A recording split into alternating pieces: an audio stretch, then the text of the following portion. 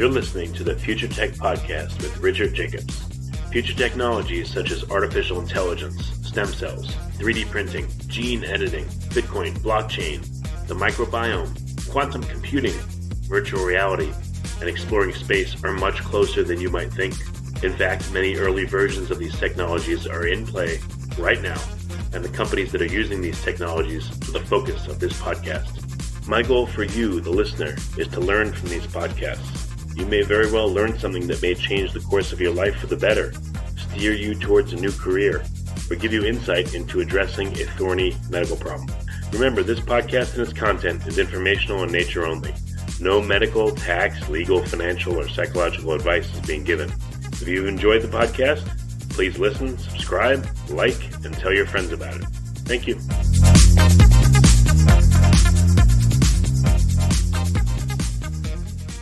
Hello, this is Richard Jacobs with the Future Tech and Future Tech Health podcast. I have Nicola Beer.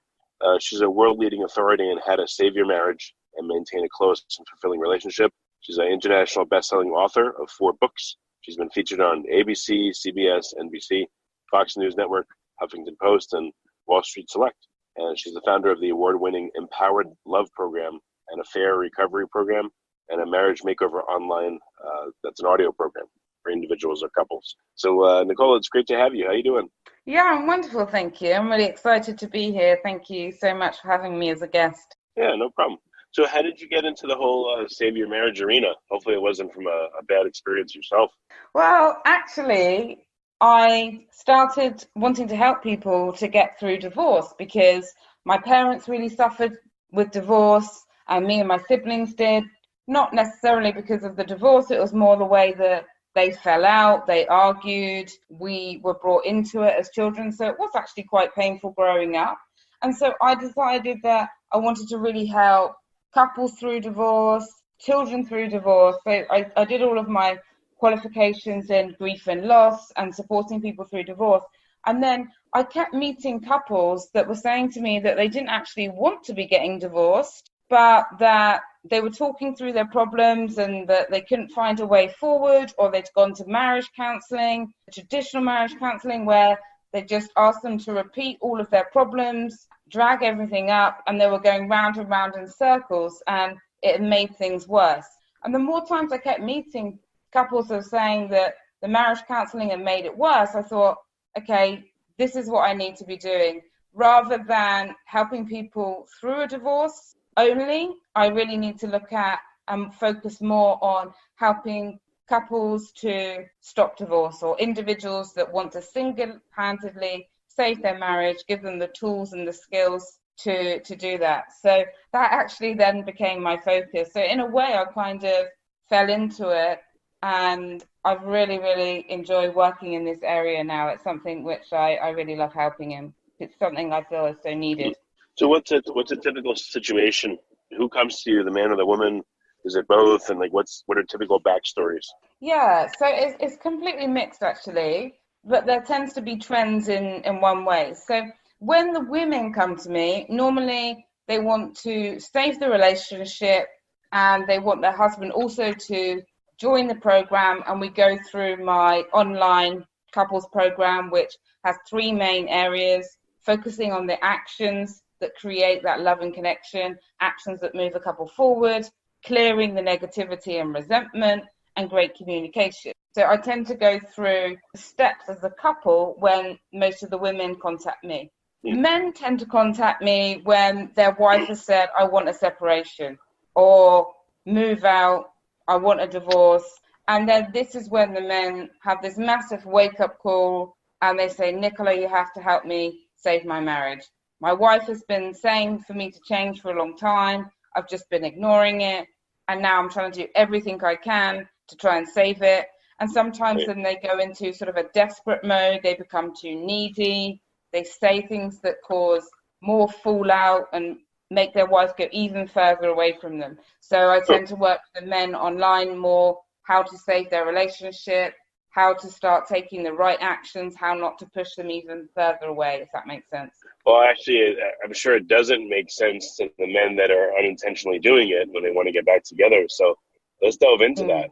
But, starting from a male perspective, what happens when, so the wife says, I don't want to be with you, I want a divorce, whatever it is. Yeah. Like what do the men, how do the men react? Like you said, do they get needy, or do they try to like overwhelm the wife with love and attention all of a sudden and it pushes them away, or like what happens? Yeah, like the kind of biggest mistakes that they make, and women do this as well, so it's not always men. Sometimes it's exactly the same the other way around, but it's like trying to guilt them into staying. Like, think of the children. How could you give up? How could you break your marriage vows? And when you try to guilt someone into staying with you, that's not good energy for the relationship, and it's not going to make them be more attracted to you. Then sometimes there's, like you say, smothering, that over communication, being available all the time, saying that you can't live without them, that you're nothing without them. Sometimes this can be too much. Love letters that really attack themselves. And so this isn't all good energy to creating that attractiveness, because really the energy to save a relationship is to have a lot of positivity, to show them, I'm going to have a great life and I would love you to still be with me and have that great life. And I'm going to do everything I can to make you happy if you allow me to show you. This is the key things that they should be focusing on, as well as trying to get their husband or wife, if you find yourself in that position, into giving you a bit more time to show that the changes that you're making are consistent, and to show them that you've really listened to what they've been saying over the years by taking action that they've really been asking, if that makes sense. Yeah, no, it makes sense. Do you find that the reason for the strife is similar from the man's point of view versus the woman's point of view, depending on which one wants the separation or which one doesn't want the separation? Yeah, I think it's always difficult for the person who doesn't see it coming. They may realize that, okay, the communication isn't as great as it was. Perhaps the sex life wasn't as great as it was. But one person normally has been thinking about it for a really, really long time. So when they make that decision, they've already gone through the stress, the grieving process, the loss of the relationship. And for the person, whether it's the husband or the wife, this can actually come as a huge shock. And this can be overwhelming for somebody and a lot more difficult to deal with in that moment, because they just didn't see it coming. They knew things maybe weren't great, but they didn't ever expect their husband or wife to say, I love you, but I'm not in love with you, or I want a separation, I want a divorce. And so it can be really difficult, yeah. What are some of the common reasons why couples want to separate? So the most common that I see is affairs. So someone having a physical affair, emotional affair, a cyber affair.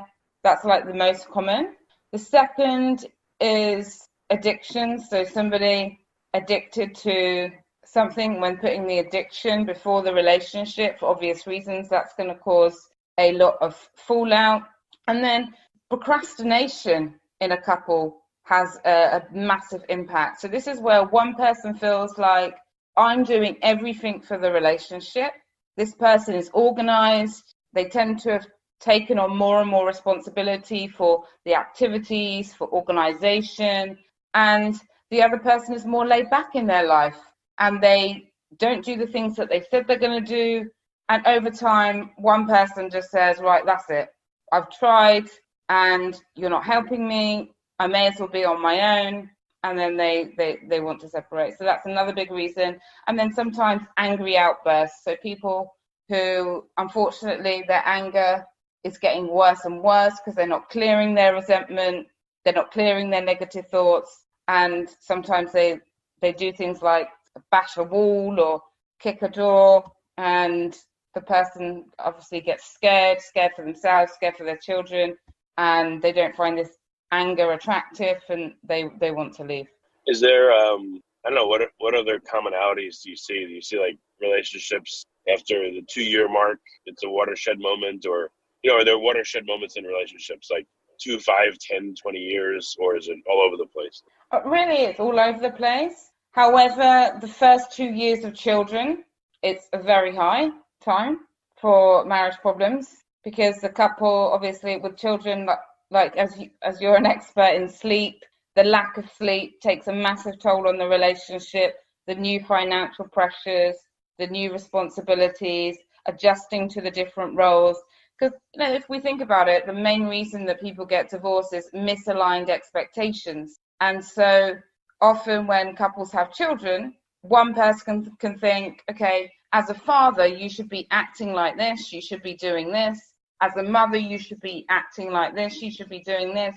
And these expectations often aren't communicated at all. They're just expected that the other person should know what you think a mother or a father should do. So this is another reason why that is particularly difficult. And then also times when couples go through financial struggles. If a man or wife goes through unemployment, naturally the person that is unemployed has their own depression around it, however mild or strong that might be. This can impact the relationship. And if this unemployment or financial stress continues for a long time, it can really take a toll on the relationship as well. Yeah, it makes sense. So when someone comes to you, do you have immediate remedial steps they can take, or how fast do you need to spring into action, and what do you typically do? Sure, absolutely. So I definitely recommend taking action as soon as you can. And the key thing is to not get stuck and go over the problems again and again, because it's proven that that just doesn't work. And this is where couples get stuck. So you want to ask yourself before you sit down and talk to your partner, okay, what am I unhappy about? And what changes can we make, they make, I make to make things better? When I work with couples or in my audio programs, I literally say to them, focus on what you need to be happy. And I cover a list of 20 needs that people can go through and choose their top 7 of what they need to be happy. And then the couple need to put that into action. So it could be, okay, I need attention and you to be present. So let's have some rules around how much we're on our phones. Let's turn the TV off and actually have dinner at the table and connect with one another. We need more affection. Okay, there's no time for us. How can we create more time? So all of these kind of different things that we need, making sure that they're happening on a daily and weekly basis. That's really the first step, because that really builds the connection. The second is clearing negativity and resentment, because if we are still holding on to the past, like you did this on my birthday 2 years ago, or you said this horrible thing to my family, then if we're holding on to that, it doesn't matter how many loving date nights we go on, it's still going to affect us. And the thing about resentment is you don't even need to say anything to anybody. They can feel it in your energy. They can see it on your face. It creates that tension in the house. So clearing resentment is essential, and clearing resentment is an individual thing. So I take people through how to look at what they're carrying from the past, how to just laugh at some of it and just say, okay, let that go. And then those things that you can't let go because maybe they're happening again and again, then this is again where you need to look at, okay, what is the behavior that I need to change? My behavior, their behavior, our behavior. So I can just finally let this thing go, be free and enjoy the present moment. And then the last thing I cover, which is essential, is great communication skills when things aren't going well. Because we can all communicate easily when we're happy, when we're in love, when things are going the way that we want them to go. But when we feel angry, hurt, stressed, it can come out wrong. The other person may see it as an attack, then they attack us, and it just snowballs into a communication disaster where couples don't move forward, they just stay in the bickering phase. I don't know how you deal with this, but do couples try to use you as a pawn, to say, tell him this or tell her that, or, you're on my side or you're on this person's side? Like, it seems like it'd be difficult for you. Like, how do you not get embroiled in all this drama? Sure. So first of all, I always work with couples individually first and then together. And I make very clear that I would never, ever tell them, you need to stay together, you need to get divorced. Who am I to make a judgment on someone's life? And it's a life-changing decision, whether you stay together or whether you end a relationship. Secondly, I say to them that I'm not there to play judge or jury. I'm here to help them express themselves more clearly, to look at the actions and solutions to changing behavior so that it actually makes a lasting difference. Okay. Well, what happens if one of the people has gotten a lawyer or a solicitor or an attorney? Does that kind of kill your ability to help them, or is that rare that you get people with one partner is at that point? No, actually, I would say it's quite common to have one of the partners at that point, because often for one person, they've been thinking about how unhappy they've been for a long time. Sometimes they've kept that hidden. Sometimes they've shared that with their partner. And it's natural for them to calm their anxiety about what might happen in the future by going and seeing a lawyer, by finding out their rights, by understanding what might happen. So actually that's quite common, and that doesn't really make a difference. What really makes a difference is if someone's not even willing to try. Cool. And often when couples come to me, it's saying, okay, you don't have to commit to trying yet, but let's look at some of the actions that can create that difference. Let's look at what your husband or wife needs to be happy. Let's look at what you need to be happy. And then coming together and assessing, can you give each other what each of you need to be happy? And if you can't, then one of you or both of you is not going to be happy. And then that's up to you. Yeah. If someone has an attorney, do they get in the way of communication, or, is the couple still pretty free to communicate? Like, how do you, does it create an additional barrier? Like, what do you do with that? Well, it depends on how far and along down the process they are and what kind of communication, obviously, they're having with their attorney. If they've just done their research as into what might happen, then that's okay. If they've decided that they want to make the marriage work, then of course you would hope that they would take a pause on any legal proceedings. It's very difficult to work on a relationship, to put in that commitment, that energy, if one person is still going through the whole action towards a divorce at the same time as doing the couple's work. Just when sometimes couples will say to me, can you help our relationship? There's been an affair. If that affair partner is still in the picture, then again, it's very difficult, because you ideally want both people in the marriage to be committed to doing the steps or seeing if the steps can work. And with someone else in the background, that's diluting it, that's taking the distraction and the focus away from the marriage. What about if there's children involved, of an age where they can understand, maybe, 4 and up or 6 and up or 8, 10, 12? Like, you have the children come into sessions, or no, or how does that work? I sometimes work with children, yes, absolutely, over the age of 8. And really, it's just to support the child, to understand and to speak to them about what they have been hearing, how they're feeling. Ideally, I recommend to couples to keep children out of it as much as possible, because we learn everything about relationships from our parents. That's the first education we get about what relationships look like. So the less they know about the details, the better. Really? Okay. I mean, what if the environment at home is like super tense, and the kids are, 8, 10, 12 years old? I mean, they sense it. Obviously, they're people. But what do you tell them? What do you not tell them? How do you, I would think they would live in fear of what's going to happen. They don't know if their parents are going to stay together. So it seems like they would have to be informed somehow. Yes, absolutely. If they are informed, hopefully the parents will be having their discussions and any arguments privately outside of the house, or making sure that the children aren't around.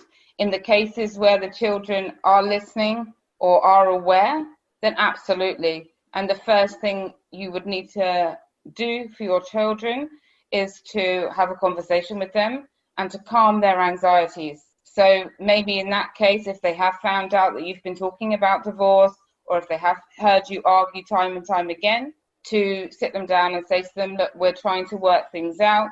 Just because we're falling out and because we may not be in love with each other, that doesn't change our love for you.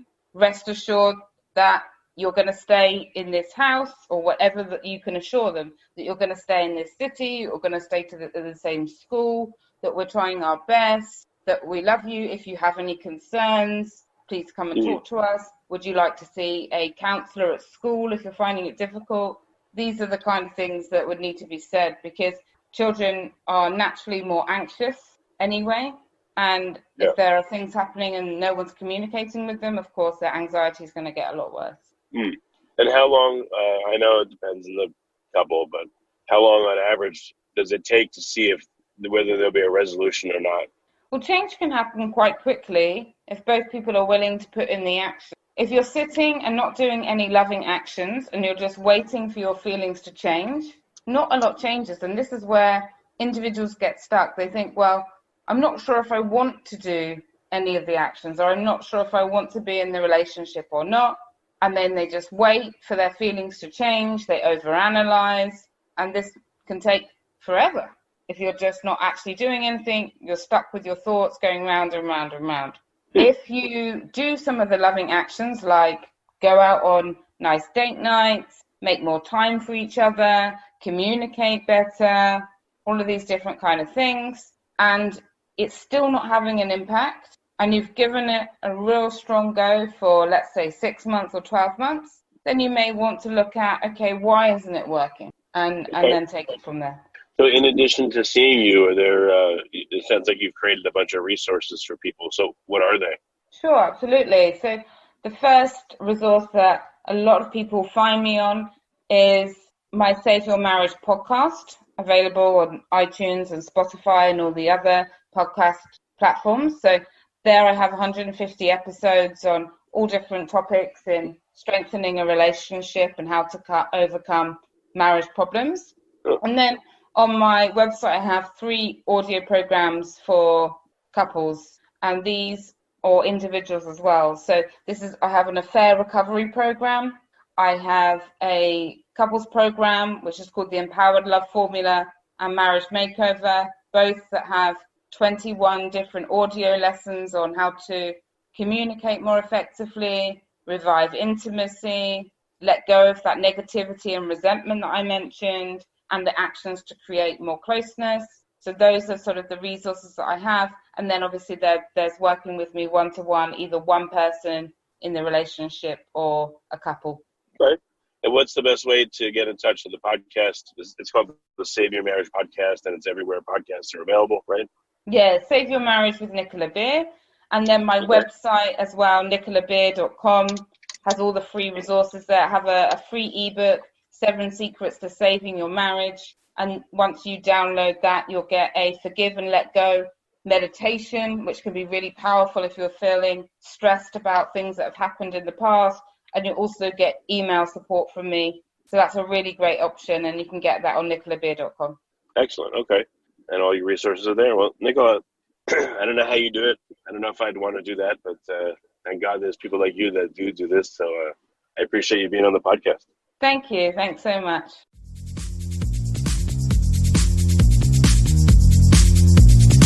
You're listening to the Future Tech Podcast with Richard Jacobs. Future technologies such as artificial intelligence, stem cells, 3D printing, gene editing, Bitcoin, blockchain, the microbiome, quantum computing, virtual reality, and exploring space are much closer than you might think. In fact, many early versions of these technologies are in play right now, and the companies that are using these technologies are the focus of this podcast. My goal for you, the listener, is to learn from these podcasts. You may very well learn something that may change the course of your life for the better, steer you towards a new career, or give you insight into addressing a thorny medical problem. Remember, this podcast and its content is informational in nature only. No medical, tax, legal, financial, or psychological advice is being given. If you enjoyed the podcast, please listen, subscribe, like, and tell your friends about it. Thank you.